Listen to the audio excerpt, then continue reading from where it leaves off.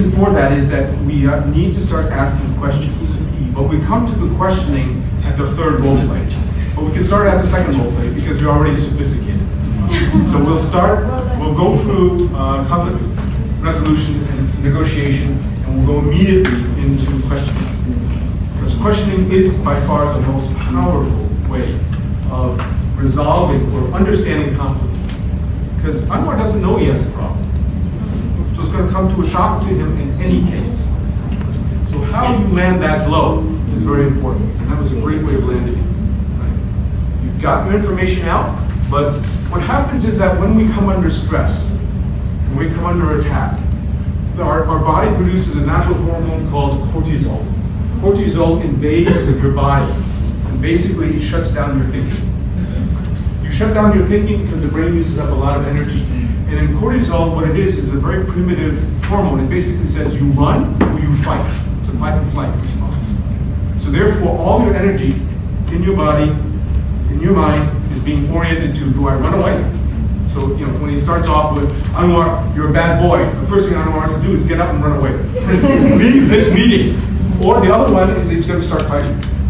But the problem is that when you have a fight and flight response, you do not think. You cannot think. Right? So as a consequence, when you're trying to get Anwar to say something and think about it, if you immediately attack, it's gone. You cannot ask him to think. He cannot think. He cannot physically think anymore. So a nice way of landing the blow is to start out by, I want you to think about this. What do you know about this? Explain this to me. I'm trying to understand. That is not an attack. That is, I turn on your brain, switch on your thinking, which is here in the front part of your cortex called the prefrontal cortex, and how does it work? Right? How about the situation where the superior being very nice, like for example, we should like our colleague here, but the problem is to the employer, whereby they become that very defensive. The employee or the employer? Employees. The employee. The employee becomes defensive. Right. So therefore, they are already in the fight and flight. If they become defensive, it means they're fighting. Right? It's de facto, okay. So therefore, you are already, that person becomes defensive means that they already stopped thinking and they're starting to fight. And so therefore, you have to defuse the situation even further. You need it a few minutes. Sometimes it's good to break off a very difficult conversation. Break it off. Cool down. Let the cortisol run out. It takes a few minutes for cortisol to resolve itself. Right? Yeah. But come back together. Don't avoid it. Come back together and talk again. That's possible. You should break off a conversation, come back to it. Because if the two sides are just at it, one side's cortisol, the other side cortisol, you're not thinking anymore. Have you ever been in a situation where you're yelling at each other and you're yelling about the same thing? You're agreeing, but you're yelling at each other? Because you're not thinking, you're not listening. You're just fighting. That is not a healthy thing to be, and it doesn't produce good results. So how do you land the blow without killing the person, right? Or without causing them stress? And the way you do that is through questions. Because questions make you think. Accusations make you become defensive. Right? And this is why we do this first one, Anwar. It's because it's so easy for the boss to turn around and say, you're a bad boy. And I gave you a promotion. I trusted you. Look what you've done to me. You betrayed me. No,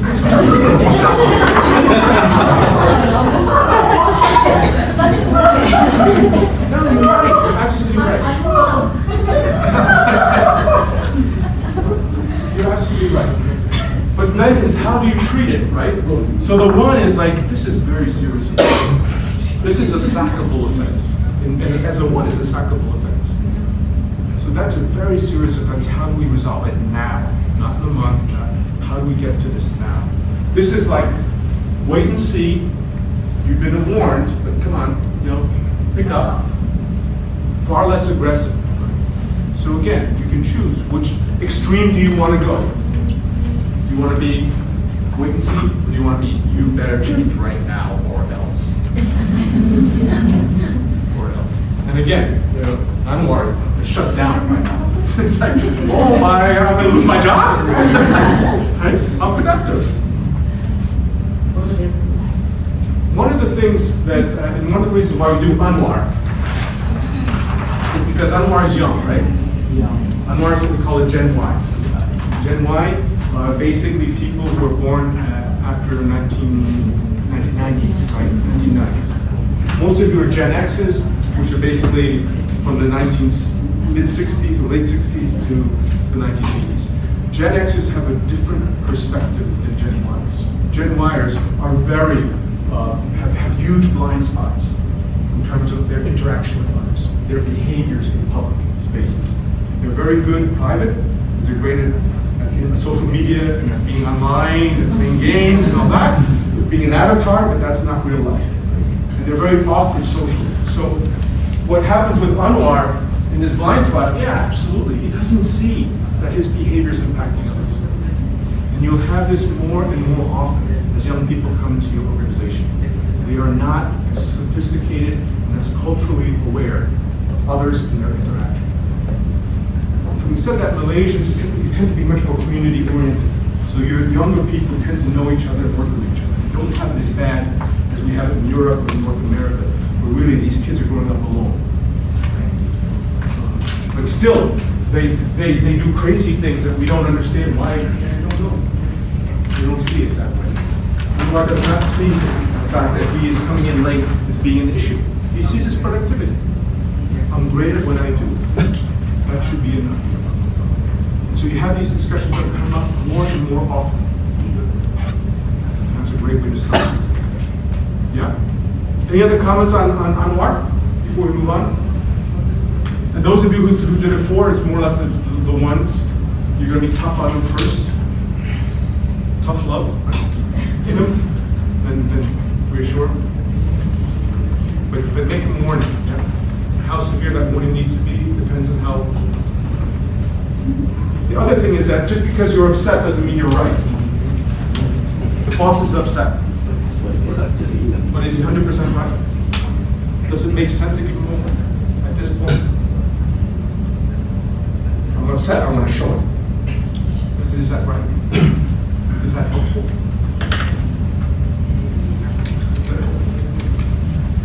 So understand, seek to understand before being understood. Ask the questions. Yeah. Check yourself. That's yeah.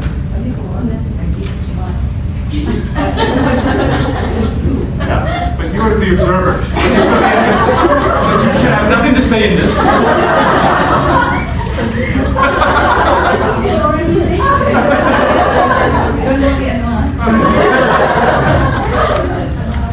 Because you have this amazingly intense conversation with you. Normally the observer just tells what they've seen. Here's, I want to get involved here. I'm really upset. Yeah, that's true. I mean, that's also the way we interact, right? We get involved. Okay. So let me take the first step in this interaction. And we have to talk about conflict, because this is what KPIs are about, this is what behaviors are about. Is basically you will come in conflict. So what is a conflict? How do you resolve it? So conflict is based on our daily life.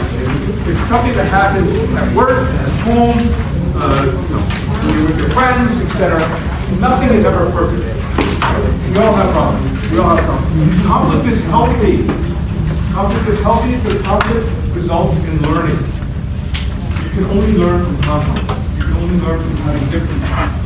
So it's not a battle. It's not, I'm going to win and you're going to lose. It's about really how do we find the right way. And there are multiple ways of looking at it.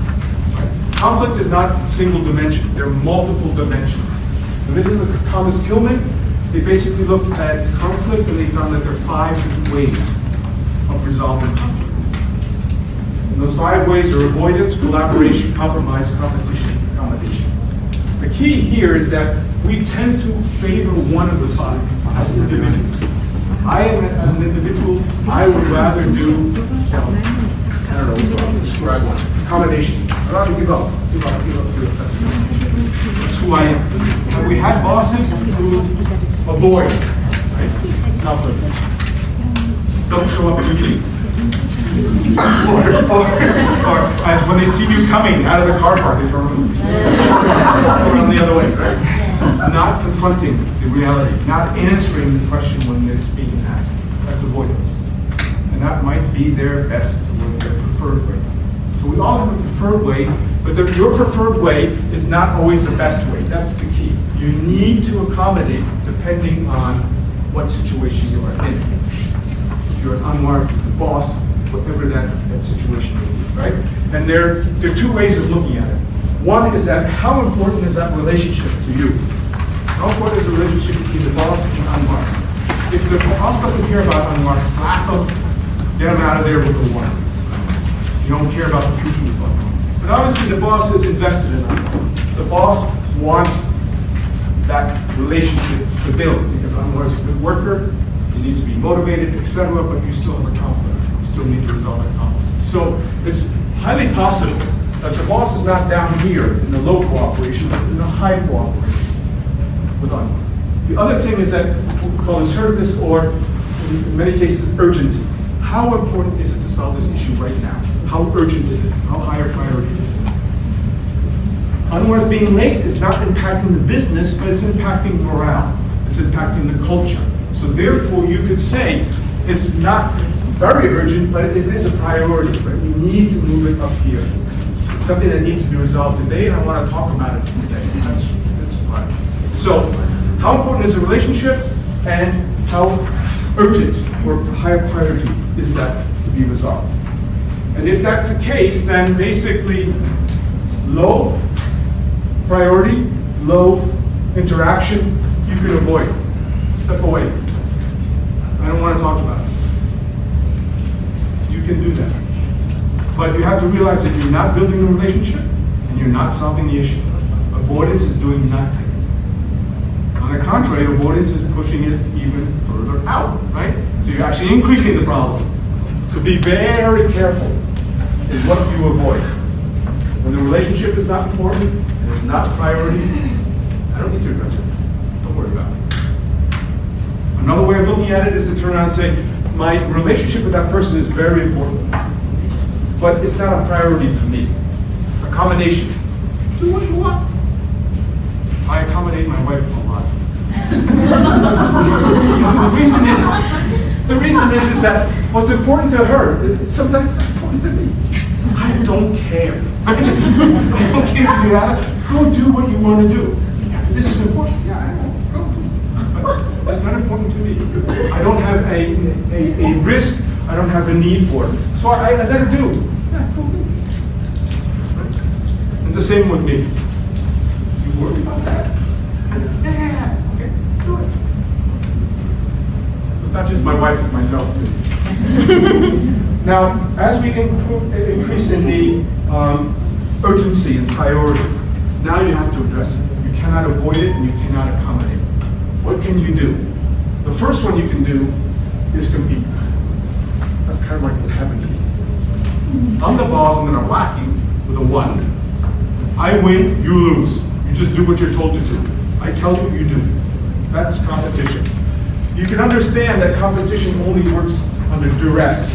That this is absolutely urgent. I understand you have an issue, but this has to get done. Do it. Right? I'm not asking you, I'm telling you, it has to be done today. It has to be done in the next hour.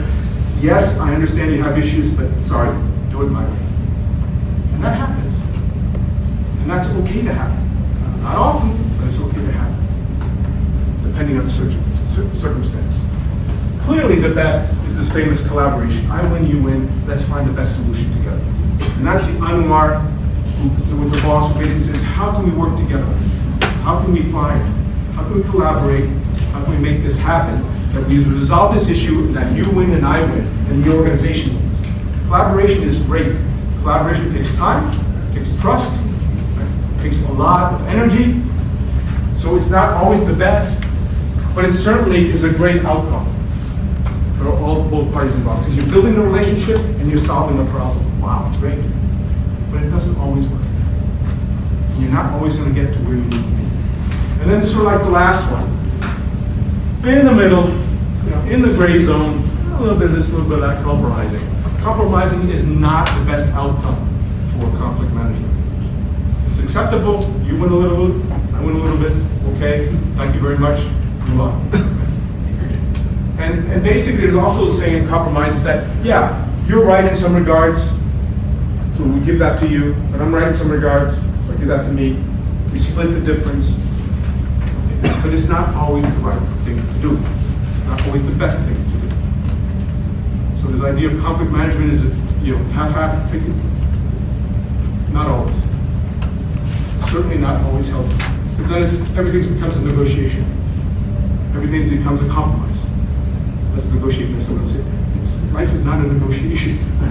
Life is not always negotiable. And also, when you compromise, you lower your urgency. You lower your relationship. It's not the best. Okay? Any questions on the 5? Accommodating, avoiding, compromising, collaborating, and competing. This is a very old model, and it's a very useful one. You can read books on conflicts and all that. This is all you need to know. Okay? Any questions on this? Comments? Okay, so in your notes you have more details on each one of the 5, but there's no reason to go into those details. You can use these as references. This is material that you can use when you think about going into a meeting. You can start thinking about what is the type of conflict resolution that I want to have in this meeting. Do I go in there and compete? Because I need to get my job done? Or you go in there and you compromise?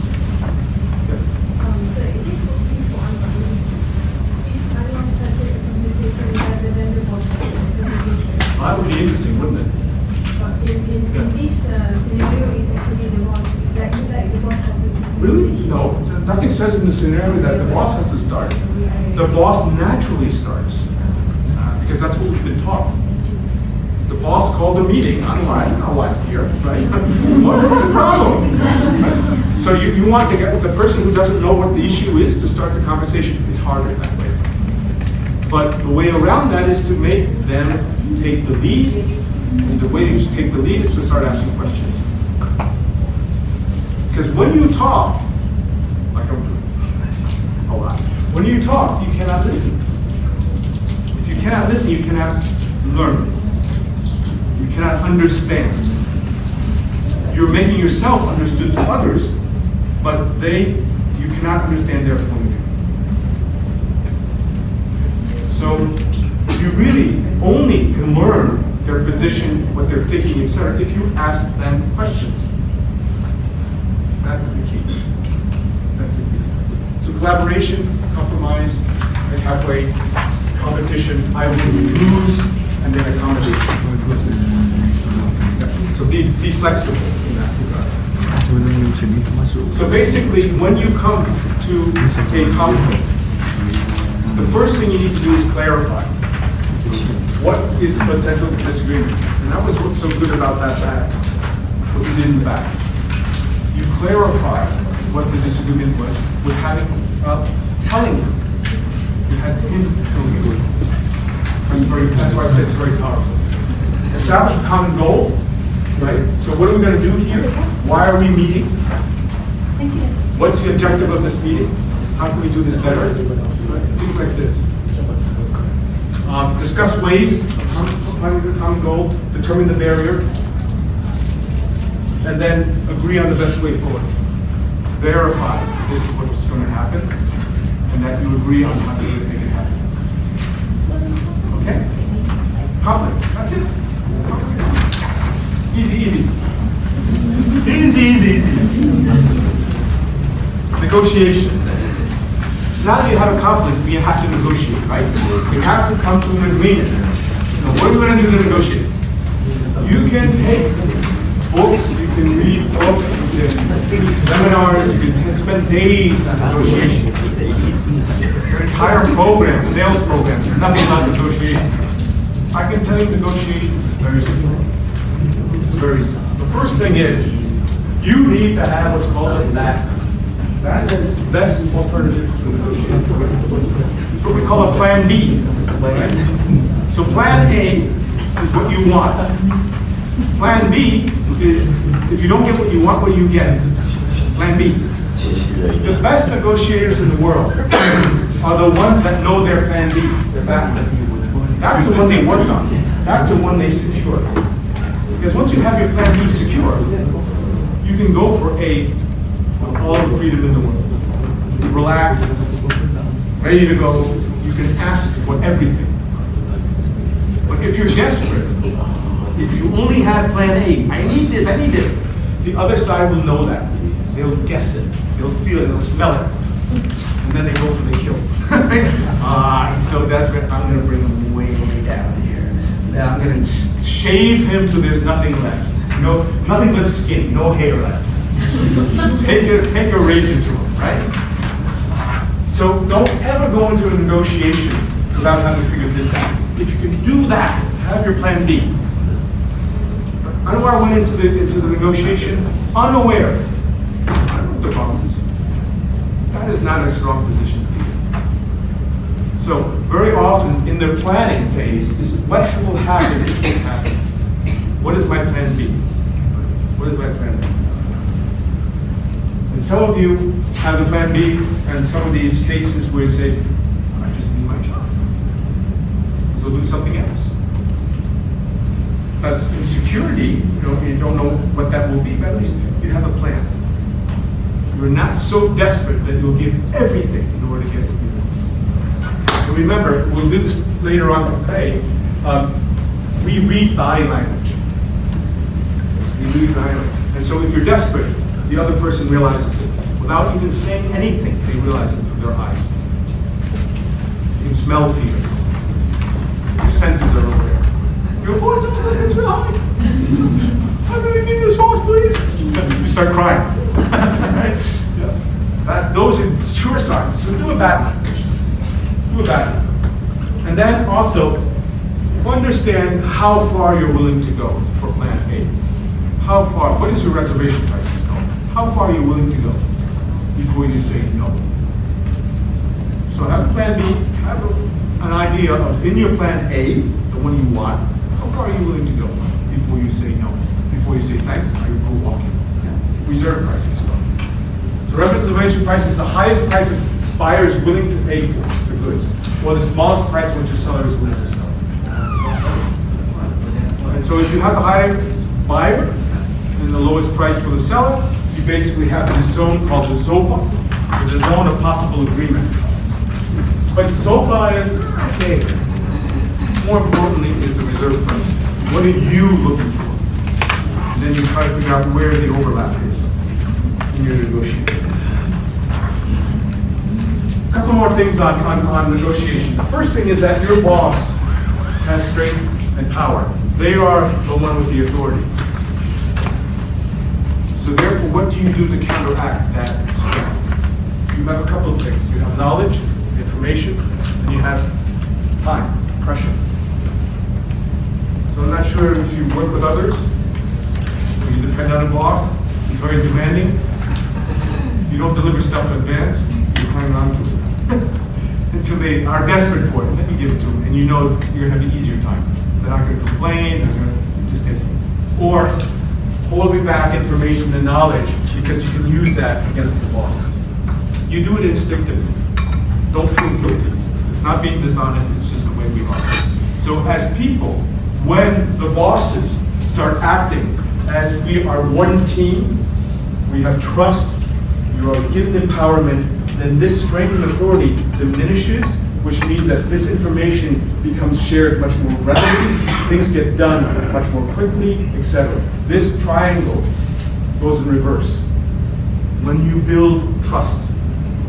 If you build distrust and this powerful boss, then the powerful boss will not get information, not all of it, and they will not get things in a timely manner. So a strong boss who basically uses their authority is someone who is not going to be successful in the long run. And a lot of middle managers get stuck in that rut of I am the boss, I command, I am, and then meanwhile, they're not being successful. They're not being successful because other people who negotiate with them are holding information and are holding time. It's only natural. It's human beings. It's not like you're being bad. It's just that the boss's behavior is impacting the performance in a negative way. And that is particularly true for this younger generation. Gen Ys do not respect authority. They do not the same way. The same way.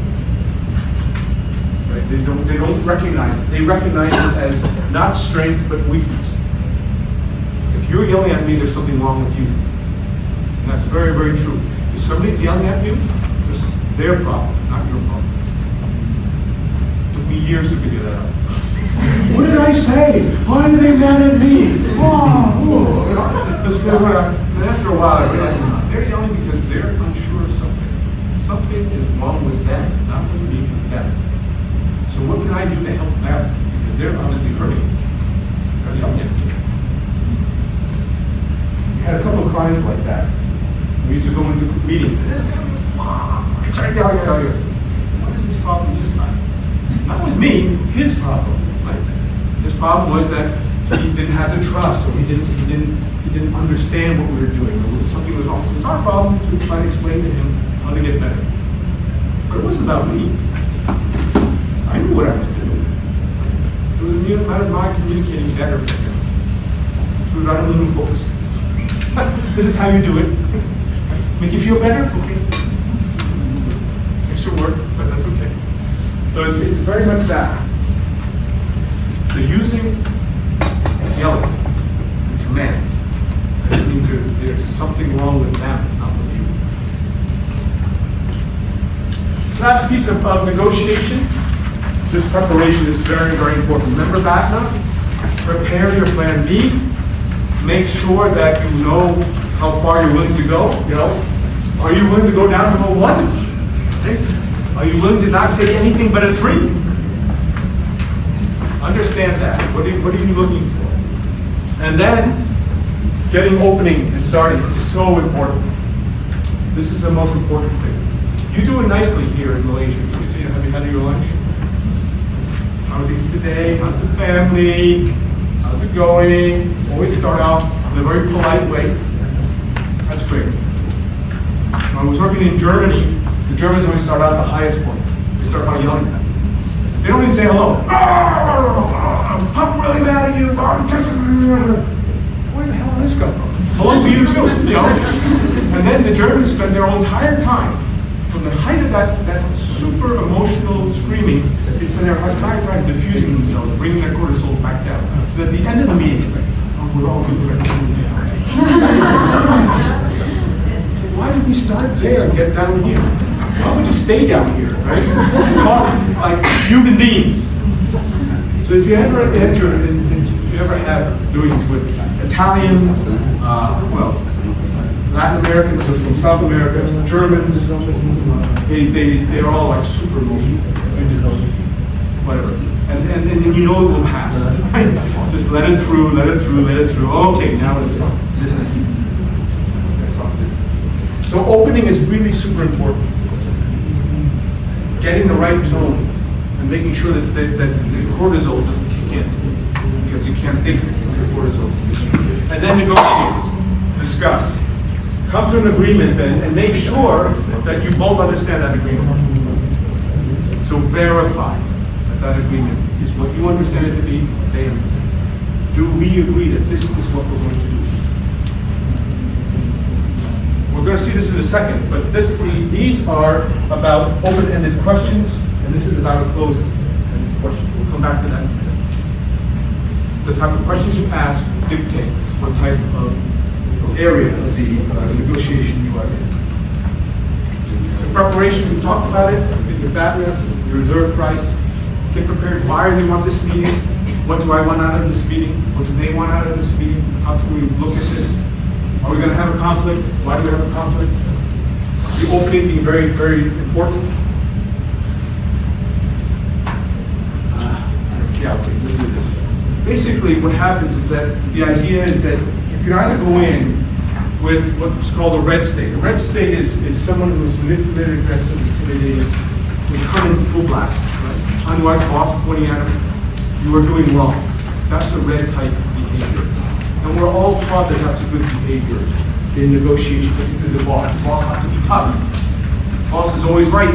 Therefore, the boss should be doing this. That's more the red behavior. The red behavior is not very valid. It doesn't result in good results. And the reverse side of that is the blue. I think this happens since now, okay? The behavior they are trying to. Is that in there? No? Yeah, it's not.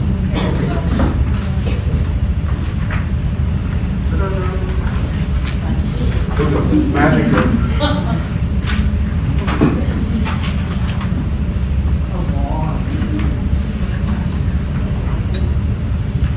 See, I'm accommodating.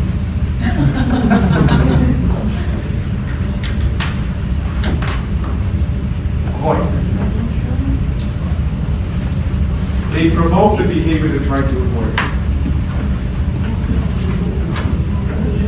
By yelling, by pushing, they basically, all they're doing is making that other person push back. You start yelling at somebody, they'll probably start yelling back at you. That's why nowadays actually they try to conceal. But at the same time, yeah, and you're right, and you can intellectually do that. And as I said, it took me years to shut off my cortisol, to be able to say, they're yelling at me for some reason, and that's their problem, not my problem. But if it's their problem, absolutely, I agree with you 100%. And only then, when I was able to manage that, it actually helped move me forward. So I learned from that. But I can tell you, it took me years. Like I'd leave these meetings, what is his problem? What did I do wrong? Right? I'm a nice guy. I didn't do anything. Why am I getting yelled at? So it's, yeah, so basically, if you push too much, you will get pushback. That's all you can do. But the other thing is too, is that you basically, if you're too nice, too accommodating, giving 4s to everyone, come on in, I'll give you a 4. Right? When 3s will do. Right? Giving, trusting, pacifying, wow, you're my friend. That also doesn't work. Right? So you need that in between. You need that purple behavior where, yes, you need to push, pull, and the negotiation is that. You will see that sometimes you push, sometimes you pull, sometimes you get pulled, sometimes you get pushed. If there's not a give and take, it's not a conversation. And that conversation is healthy because you're learning. You're learning from them, you're learning about things, etc. Conflict is healthy. Conversations and disagreements are healthy. They allow you to see things that you haven't seen before. And that's, therefore, the purple behavior is the best. Mix both. Yeah. The closure is basically this convince, collaborate, create. That brings us to John. How are we doing? It is right. We're doing that kind. So now, B case, John. So same approach. This time, whoever was the boss is the observer. Whoever was Anwar is the boss. And whoever was the observer is now the John. So you're John?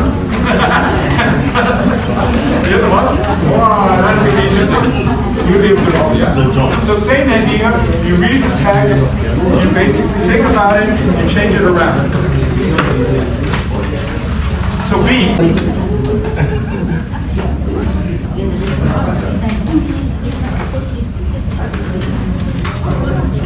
Okay, shall we start?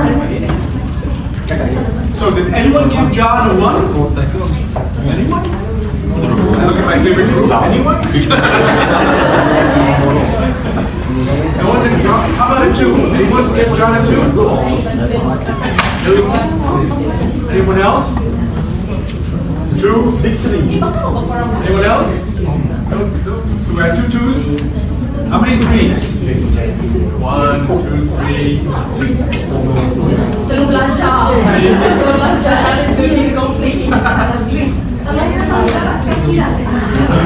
Why you guys arguing? We're counting numbers. People change. Do you change your numbers? So how many 3s? Again, 1, 2, 3. 4, so this row. No one else.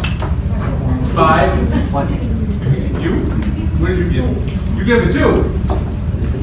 3 2s. Okay, and we have 5, 6, 7 3s. Any 4s? Any 4? A 4. We have a 4. All right.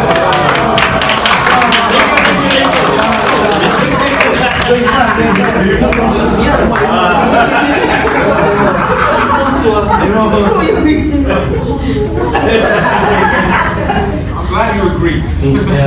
So why a 4? Why 4? Why 4? Yeah, why 4?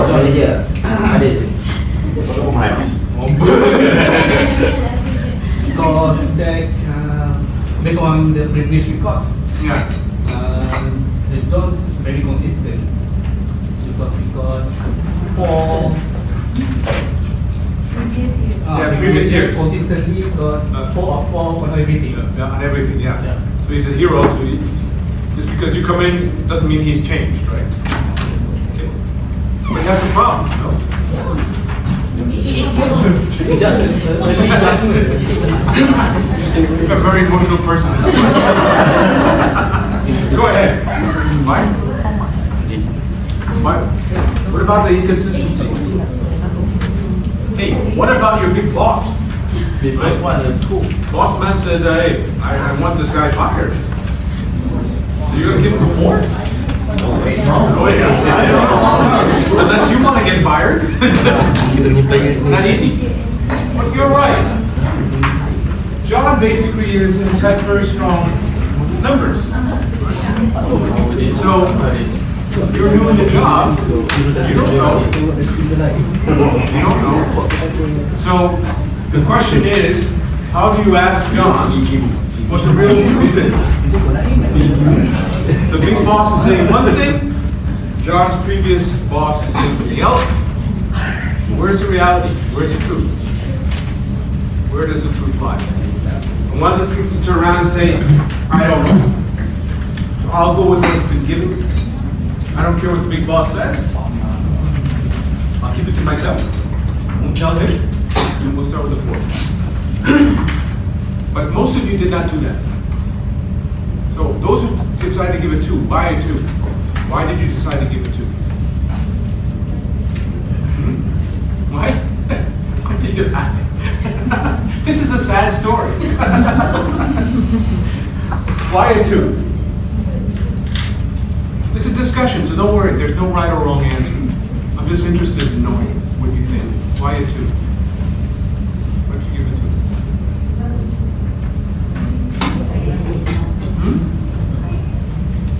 Simply because this is what the John's supervisor said. That's what John Supervisor said. He's being a good boy. She wants him to back up. Back up. And back up at the same time, penalizing him as Right. well. So putting him under advisement. Yeah. And your boss told you to do it, so hey, you better do it, right? That's what you were hired to do. Be a good boy, be a good girl. Go kick John. Yes, sir. How many times? Any other reasons for the 2s? Under advisement. Who else gave it 2? There are 2 other groups. Why a 2? Why a 2? Don't look at each other, just say it. Why? Why?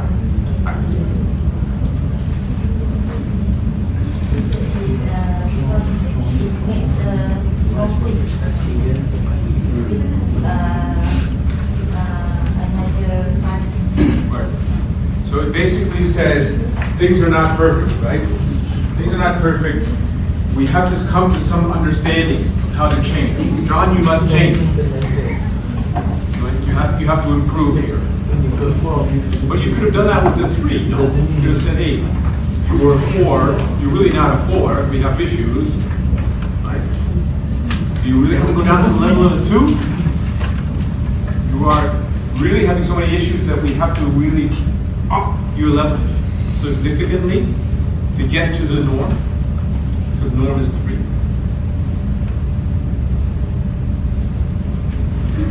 Do you know anyone at the span that's like that?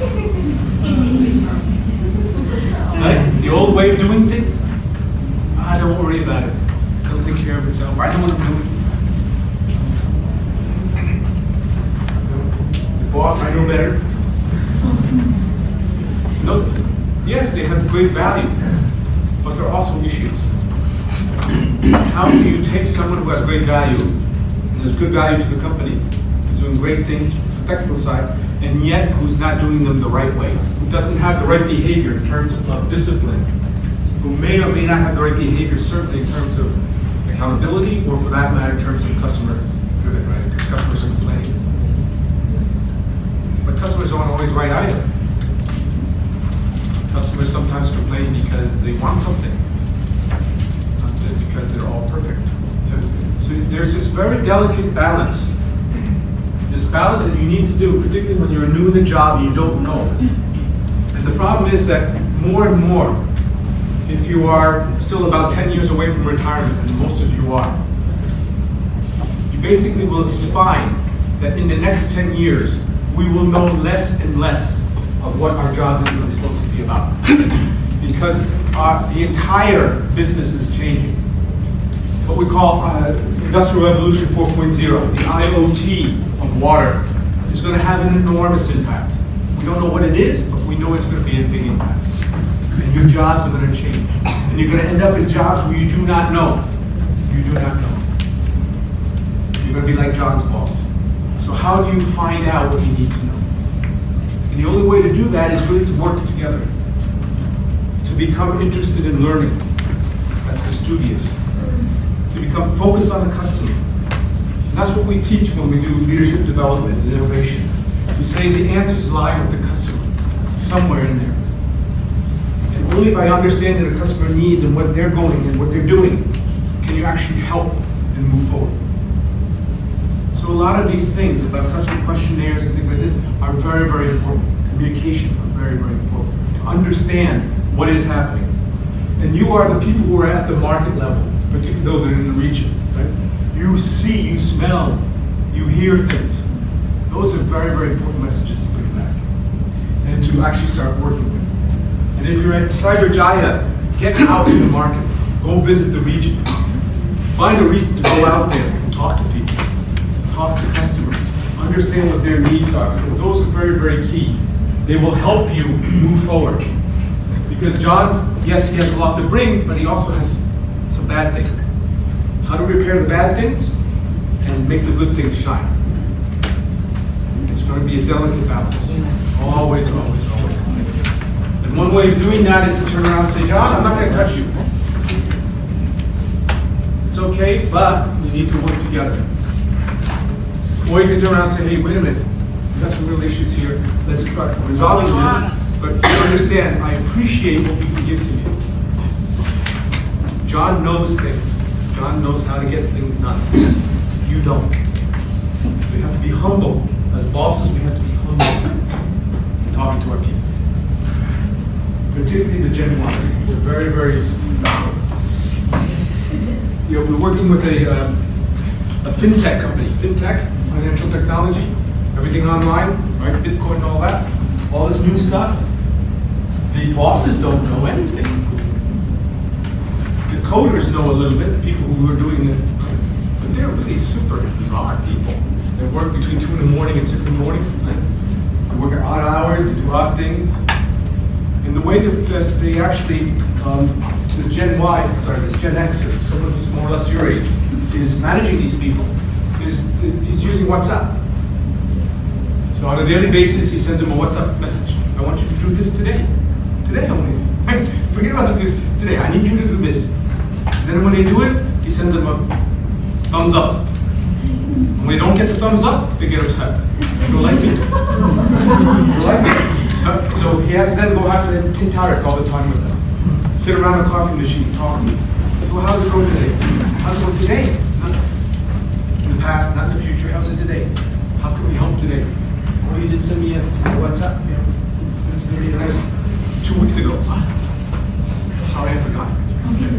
That's the way they're being managed. And it's not nothing that's been taught. It's something that's developed because that's what works for them. And we're going to have to do this more and more as we move forward. I never expected to have to do that when I was growing up. I didn't know WhatsApp existed. We didn't have smartphones, right? All this in the last 10 years. And these people coming into the workforce, and this is the way they work. So we have to change the way we manage, and in particular we relate to people. How do we relate to them? How do we get John to do what he needs to do, but continue doing what he does well? Particularly since you are the regulator, so therefore he must be disciplined. He must follow the rules and regulations. It's not healthy to not do that.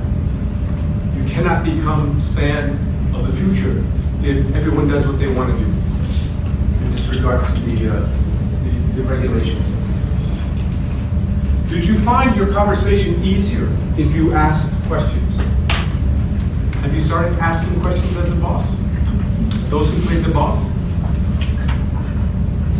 Did you find it easier? It's hard to ask good questions. It's so easy to start with a question, then immediately say, yeah, but I've been this. Let me tell you, I'm tired of asking questions. Let me just tell you what I think. It's so easy. And it feels good, but it's not useful.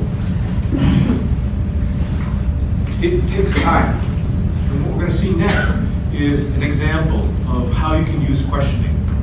It's a very simple tool, but highly effective. It takes you 5 minutes to learn, and it takes a lifetime of practice. I've been practicing this for years, and I'm still lousy at it. So, I can do this. Because it's basically difficult for us to hold our tongues and to ask questions and to listen, to learn to listen. Because that's not what we were taught. If we're bosses and we know, we say, we tell them. We're the authority, we know. But in today's world, that's changing. That's changing. And the first thing that you say, is that how that works? Okay. Sorry. The first thing is the verbal tools. Okay, this is really, there's only one slide on this, but this is a very, very important one. When you talk to the person, always use the I form.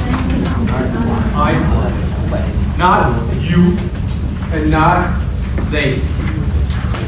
So the I form is, I've been observing in the last month since your promotion on what? And I see this happening. I see this happening. What's going on? Can you clarify this for me? Can you help me understand? I see this. If you use the you form, which is Anwar, you're getting lazy, aren't you? What are you thinking? Let me tell you what you're thinking. You're thinking that you can do this now because you're a big boss, right? Can you do that? No. Because the first thing that Anwar thinks is that you don't know what I'm thinking. You don't know. Who the hell do you think you are? Telling me what I'm thinking. Right? And they shut down. They don't listen to me anymore. They just say, the hell with you. Because you're putting words in my mouth. You never put words in your mouth. So always use the I form. And it's even worse if you use the others, right? People in the department have been complaining that you're arriving late. Who? I mean, the first thing, who? I want their names, I want them here, they tell me. Who are they? And I can't tell you the amount of times that that's happened with Anwar. The boss says, others have been complaining. I immediately shot back from Anwar. Who? Others. That doesn't work. It doesn't work. So don't use third parties, others. Don't use you. Just use I. Because that's all you can do. I see this. And it's not, John, my boss told me to tell you this. Wow, that's very powerful. You think John's going to respect you for that? John, I have to do this. My boss told me to. No, that doesn't work. I am asking you a question. I need to know. I want to know. I care about knowing. That's what it is, right? So the I approach, always.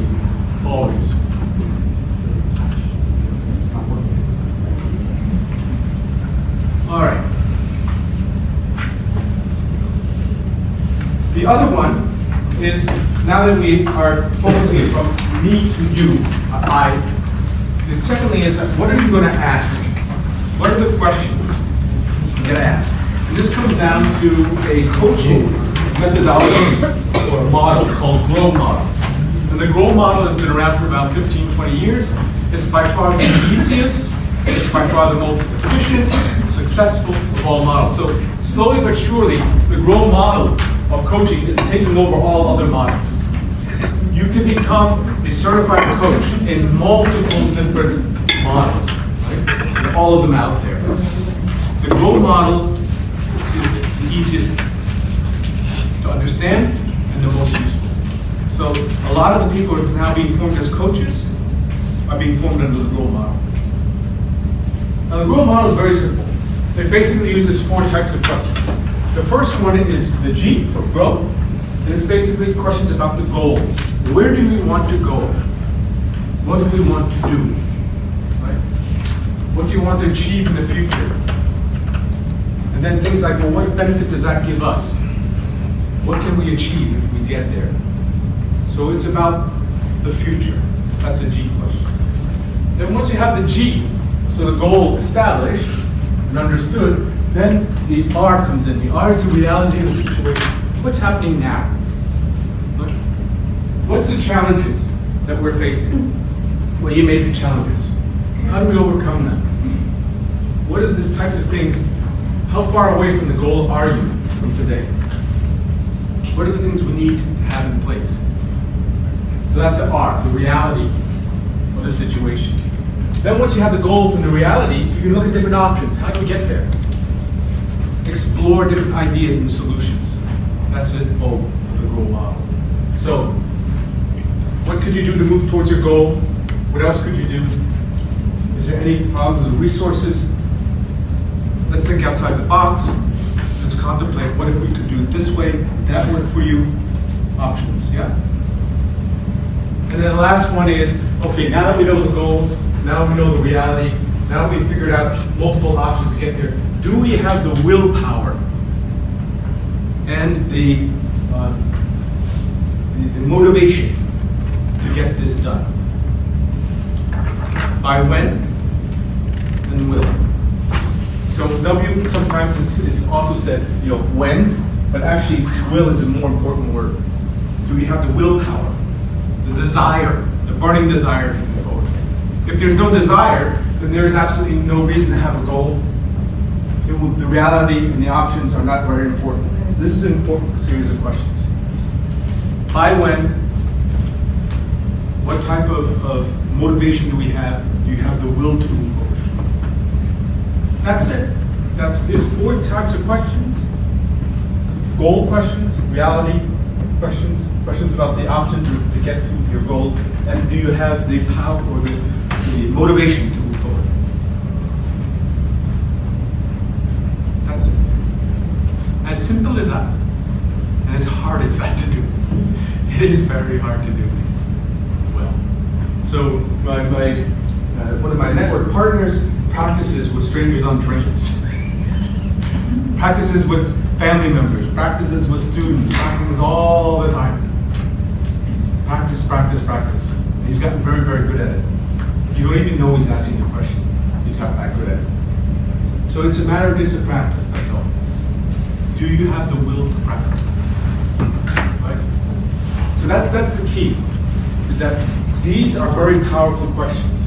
And in that statement about Anwar, there was a lot of that in there. Right? This is our reality. You start with a reality question. This is our reality. How do you see it? You could also start with a goal question. Our goal is basically for everyone to be, I don't know, you can make that up, right? Everyone to be here on time. How do you think we can get there? Where are we now today, Anwar? You can do it that way too. So it doesn't mean that you have to start with one or the other. You don't always have to start with the goal. You You can even start with reality, as you did. Or we can start with an option. There are a couple of options here, Anwar. What do you think of those?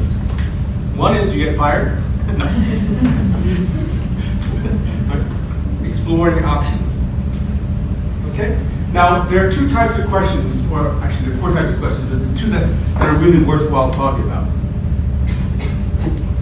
There are questions within the GROW model that you can ask that are what's called open, and there are questions that are asked which are called closed. Open questions is you cannot answer with a yes or no.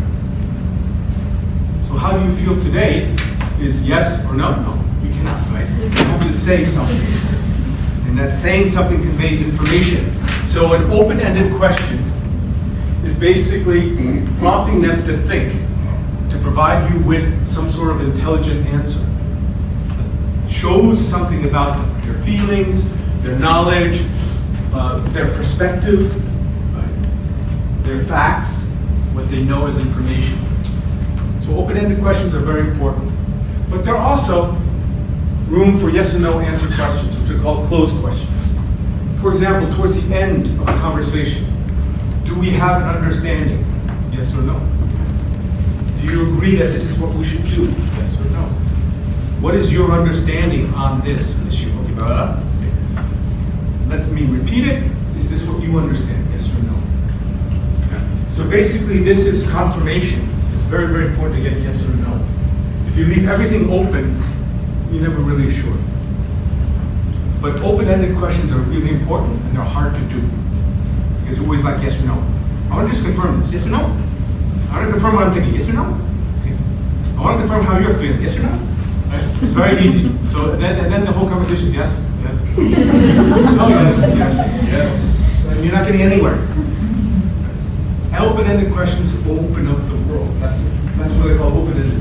They give you ideas. Yeah, the non-suggestive and suggestive is the other way of looking at it too. A non-suggestive is basically open-ended answers to a general question. While suggestive questions are important if you end up in a point where they say, I don't know what to do. I'm lost. So a way out of that is to turn around to say things like, do you agree that we can do it this way? Yes or no? Oh yeah, maybe. Okay, maybe. And then we move on that. So you put not words in their mouths, but you put the thought in there. And then get a yes or no out of it. So it allows you to overcome the, I don't know what to do, I'm lost, right? I don't know what to say. Okay, well what if we did it this way? Would that work for you? What if we tried that? That's a suggestion. So you're putting the idea back into their head, but that's because they're blocked. So help them. Don't tell them what to do. Put it into a question form, and then get them to agree or disagree. That's called suggestive.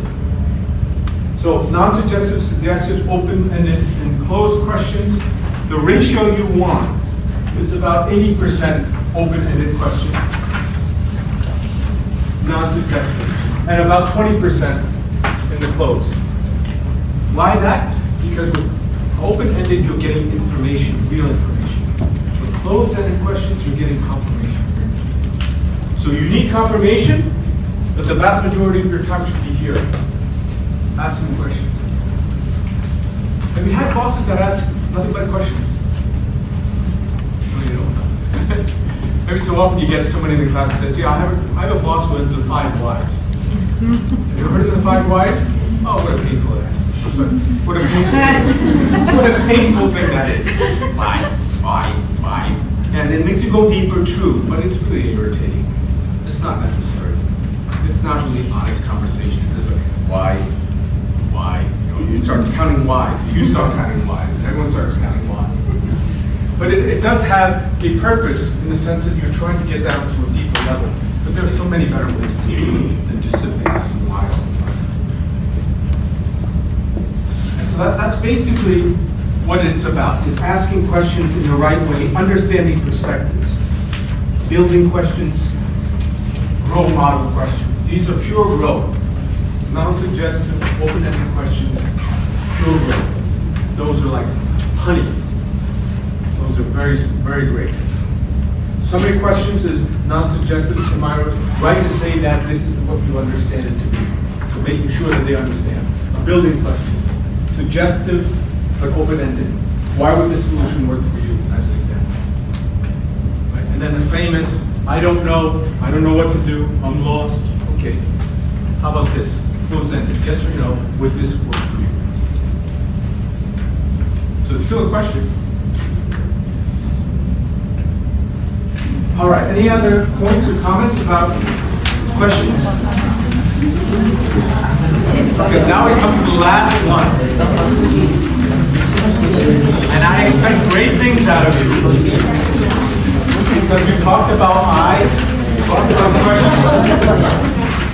So, who has not been the boss yet? You become the boss under Farhana. Whoever's not become the employee yet is Farhana. Whoever hasn't become the observer is now the observer. And good luck. Because this is not an easy one.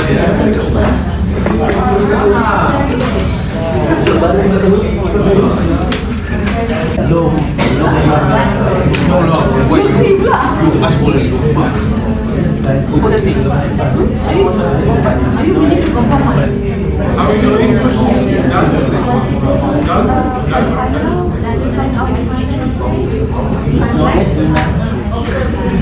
Okay?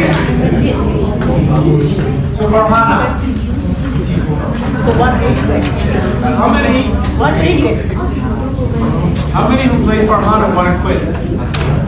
Anyone saying I quit? One quitter. Anyone else? Anyone else saying I'm out? Anyone else? That's unusual. Usually we have more people.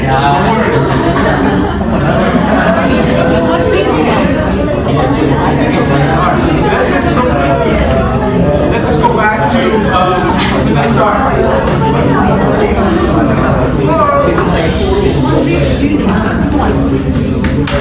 All of a sudden you're broken up, which is good. So how many Farhana? Two. Any twos? Two? All right. How many threes? How many threes? 1, 2, 3, 4, 5. 5? Any fours? No fours? No ones? One?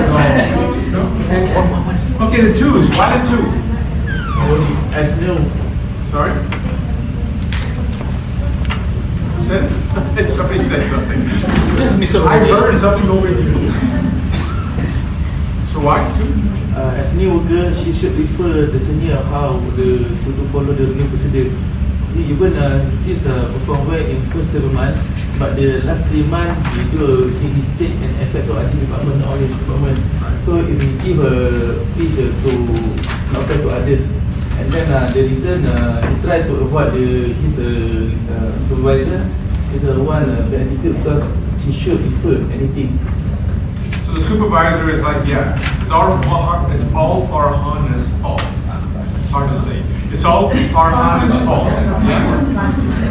That's what you're saying, yeah? Come on. Yeah. She did bad things, she didn't refer back to me, she just decided to do stuff on her own, it went bad, and we all look bad. She made the department look bad. She made me look bad. That's not good. Yeah? Farhana's boss. Farhana, what do you think? Those who play Farhana. What did Farhana have to say? I quit. I'm not alone. There's no one. Nobody else.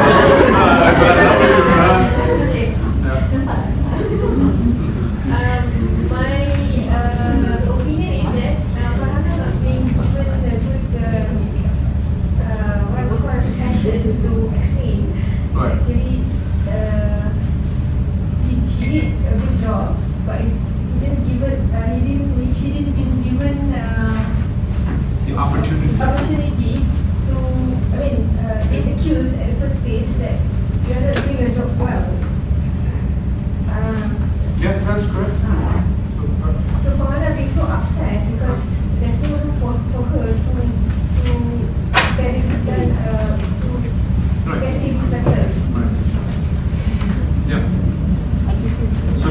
had the opportunity to explain the situation.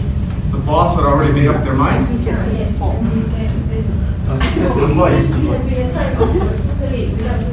Right. So without really having any say in it, all of a sudden, here's somebody to help you. I don't need any help. Who asked for help? I'm not in distress. Have you ever had that happen to you? Oh no, never. No one ever helps us.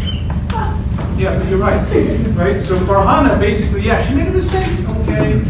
She's working on rectifying it. She should have told the boss, I agree. She should have been more open, I agree. That's about being disciplined, etc. But what about this boss? I think once the boss knew that their mistake happened, the boss should take some postmortem procedure or whatever. Because I don't think Farhana should take all the blame. Right. Right. Thank you. Right, but the boss sent two people to help her, right? But Farhana is avoid that boss. Few times. So there should be some postmortem, something need to be done by the boss. Yes, and clearly, it wasn't handled very well from Farhana's side, right? Because these people show up to help her. She hasn't had any input into that. The boss has made assumptions. The boss has made decisions without talking to Farhana. That's not very motivating, right? In this case, it's very, very easy for the boss to walk in and say, Farhana, you messed up. You made us look bad. You're not a good employee. Right? But that's because the boss is assuming a lot of things. And Farhana only wants an opportunity to explain herself. That she's frustrated. That she can do this. Just give me the chance. Right? But you as a boss are walking in and saying, I assume I know what the issues are. I assume that you can't do the job. I assume. The only way for this to have a positive outcome, and this is why we do this case in third, last, is for Farhana's boss to come to her and say, what do you think? How do you feel? What would you have done differently? Right? What could we do to work together? How can we improve the situation? Open up. If you start out a conversation with Farhana as the boss saying, you messed up.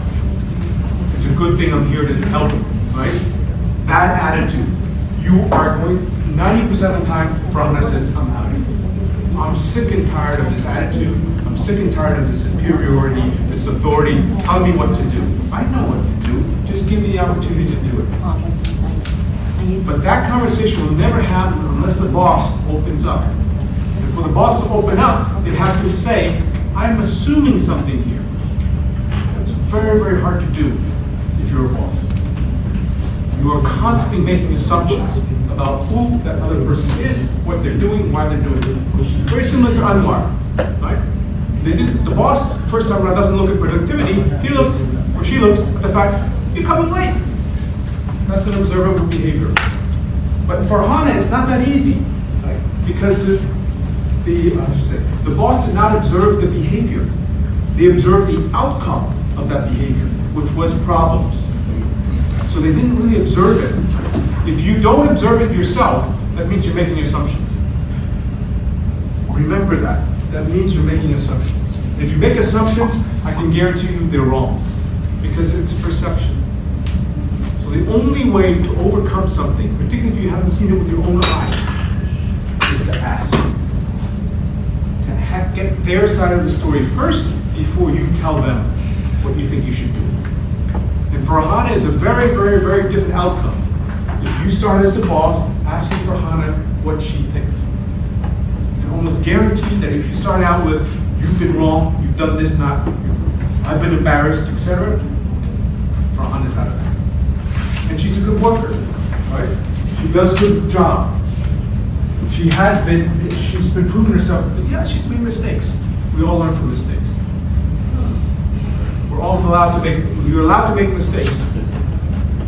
Two things about mistakes. One is that you learn from them. So what did you learn from that mistake? And two, don't repeat it. Don't repeat it. And learn from others' mistakes too. The boss could have used the information that Farhana knows to help the entire department. This is the key. That as bosses, we make assumptions, and those assumptions we must verify before we accuse, before we act. And expect your bosses, their assumptions. Find another job. Seriously, if they are, I don't know how to put this politely, but if they're insecure and they are always telling you what to do, and et cetera, they're not open, it means that they have so many problems. You can help them, but only so much. Only so much. If they're not willing to listen to you, it means that they don't know what they're doing. There are many, many bosses out there that don't know what they're doing, that are lost. And you'll see this much more often now under under Industrial Revolution 4.0. Very true. IR 4.0 causes a phenomenon that we call VUCA, volatility, uncertainty, complexity, ambiguity. VUCA basically means we don't know what's happening. Yet as bosses, we're paid to know, right? We're the masters of content. But under VUCA conditions, you cannot know. So therefore, a lot of bosses pretend to know.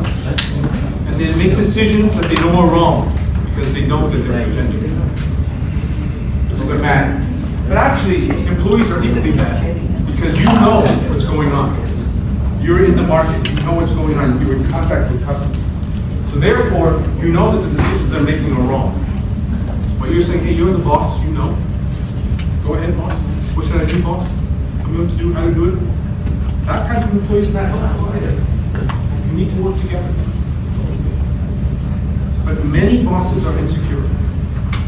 And therefore they cannot listen because they don't know what to do with the information. They don't know how to handle the information. And either that boss will be changed or you will change. But it's very, very difficult for you to overcome someone who just doesn't listen. Because they have the problem, not you. They have the problem. Okay?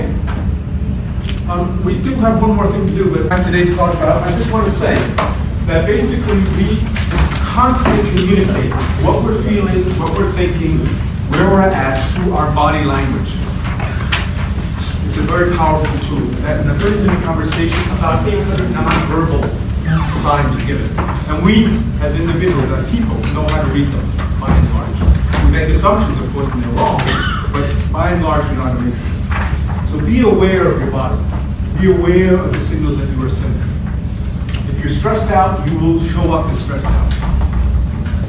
So it's not just about language and about asking questions. It's about feeling okay, feeling comfortable in that conversation. If you're uncomfortable, the other person will know that. And they'll start getting suspicious. That's all I want to say about body. Any other questions about today?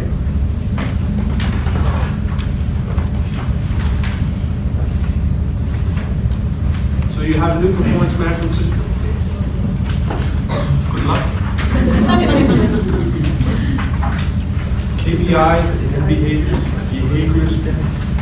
through culture. The culture will change once your behaviors change. Performance, this is the key to measures. Make sure your KPIs are something that you control, that you're in charge of, and that are linked to the strategy. Any other comments or questions? Good audience, thank you. Thank you. Good luck.